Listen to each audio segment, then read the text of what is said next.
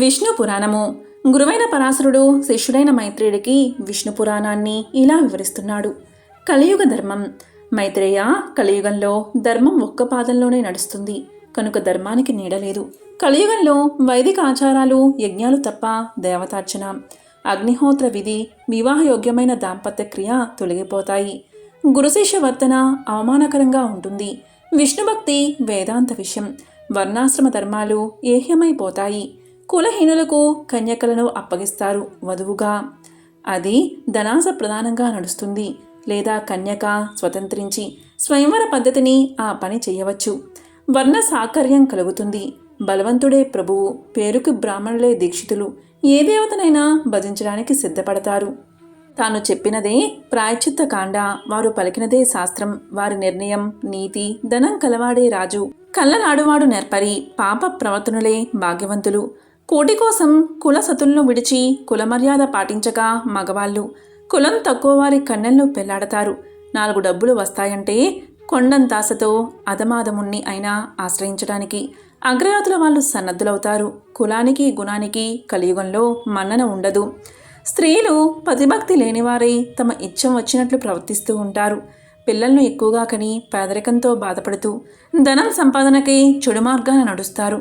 తల్లిదండ్రులను, అత్త మామలను, అన్నదమ్ములను, చివరకు కన్నబిడ్డలను కూడా విడిచి స్వేచ్ఛా జీవనులై 2 వంశాలకు మాయని మచ్చ కలిగిస్తారు. ఒకేసారి 2 చేతులతో తలగొక్కుంటారు. అబద్ధాల పుట్టలై పరుష వాక్కుల నోళ్లతో కలియుగాన ప్రవర్తిస్తూ ఉంటారు. బ్రాహ్మణులు స్నానం, సంధ్య, జపం, వేదపాఠం విడిచి దురాచార పరులై కులజాతి ధర్మాలు నొల్లక నీచంగా ప్రవర్తిస్తూ ఉంటారు. పరిపాలకుల అన్యాయ ప్రవర్తన వల్ల వానలు కురియవు. ఆ విధంగా పంటలు కనిపించవు. వైశ్యులు లాభం కోసం వర్తకం చేయడమే కానీ పరులకు తోడ్పడడానికి కాదు. శూద్రులు పైజాతుల వారికి వేద శాస్త్ర ధర్మాలు బోధించే గురువులవుతారు. ధనకాంక్షతో జనులు కింది జాతి వారిని ఆశ్రయిస్తారు.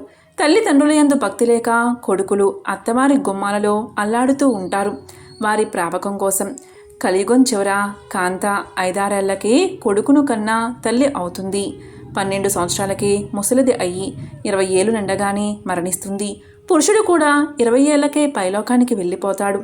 వేదశాస్త్రాలు రూపుమాసిపోతాయి. పాషాణ మతం తెగ విరుగుతుంది. ఆదిదేవుడైన హరిని సేవించక అల్పదైవాలను ఆరాధిస్తూ ఉంటారు. బ్రాహ్మణులు శూద్రుల్లాగా ప్రవర్తిస్తారు.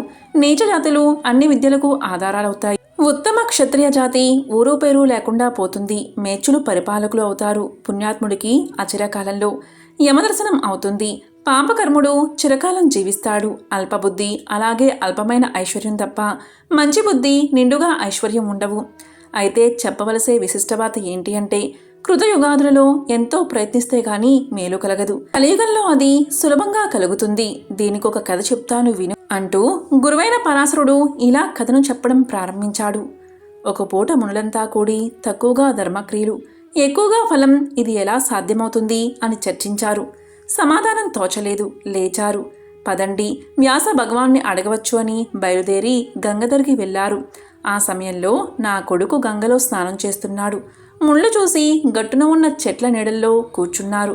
వ్యాసుడు వారిని చూసి స్నానం చేస్తూ వారి రాకకు కారణం తెలుసుకుని అన్నారు గట్టిగా, కలి సాధువు, శూద్రుడు సాధువు, స్త్రీ సాధువు అని ముమ్మారని అనుష్ఠానం నెరవేర్చి వారి వద్దకు వచ్చాడు. అభివాద ప్రత్యభివాదాలు పలకరింపులు అయ్యాక మునులు అన్నారు, స్నానం చేస్తూ శూద్రులు, కాంతలు, సాధులు అని ఏమో అన్నావు, ఏమిటా మాటతత్వం అని అనగా చిరునవ్వుతో వ్యాసుడు చెప్పాడు, కృతయుగంలో భక్తితో 10 సంవత్సరాలు ధ్యానం చేస్తే వాసుదేవుడు సంతుష్టుడవుతాడు. త్రేతాయుగంలో 1 సంవత్సరం యజ్ఞం చేస్తే మాధవుడు అనుగ్రహిస్తాడు. ద్వాపర యుగంలో నెల దినాలు భక్తితో పూజిస్తే సౌరి సంప్రీతుడవుతాడు. కలియుగంలో నిర్మలమైన భక్తితో మనసారా ఒక్కనాడు భజిస్తే చక్రధరుడు ఆనందిస్తాడు.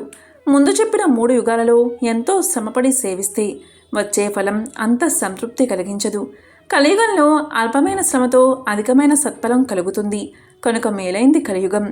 వేదాలు చదివి దీక్షాపరులై యజ్ఞాలు చేస్తూ ఉత్తమ వ్రతాలు ఆచరిస్తూ దేవతలను అతిథులను ఆరాధిస్తూ బ్రహ్మచర్యం కులాచారం తప్పక పాటిస్తూ బ్రాహ్మణులు, క్షత్రియులు, వైశ్యులు శుచిగా ప్రవర్తించాలి. ఇప్పుడు చెప్పిన వాటిలో ఏ ఒక్కటి విడిచినా ఆ జాతుల వారికి పుణ్యఫలం రాదు. ఇక శూద్రుడు బ్రాహ్మణ సేవ చేస్తే పుణ్యఫలం అధికంగా పొందుతాడు. ఒకవేళ చేయకపోయినా వానికి పాపమంటదు. మంచి చెడు కర్మలు తాగవచ్చు, కూడదు అనే కట్టడి, ఇది తినవచ్చు తినకూడదు అనే నియమం శూద్రునికి లేదు. పైజాతుల వారి వాటిని పాటించాలి.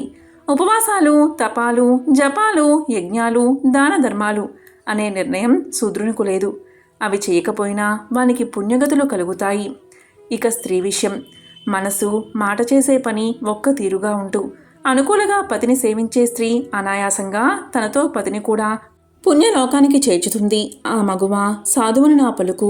యజ్ఞాలు, జపాలు, తపాలు, వ్రతాలు మామూలు చేయకపోయినా పరిశుద్ధమైన మనసుతో అనుకూలవతి పతిని భక్తితో సేవించే ఇల్లాలు సాధువు అని చెప్పగా మునులంతా ఎంతో సంతోషించి, మహానుభావా, మేము అడగనక్కర్లేకయే నీ ఉపన్యాసం వల్ల మా సందేహం తీరిపోయింది.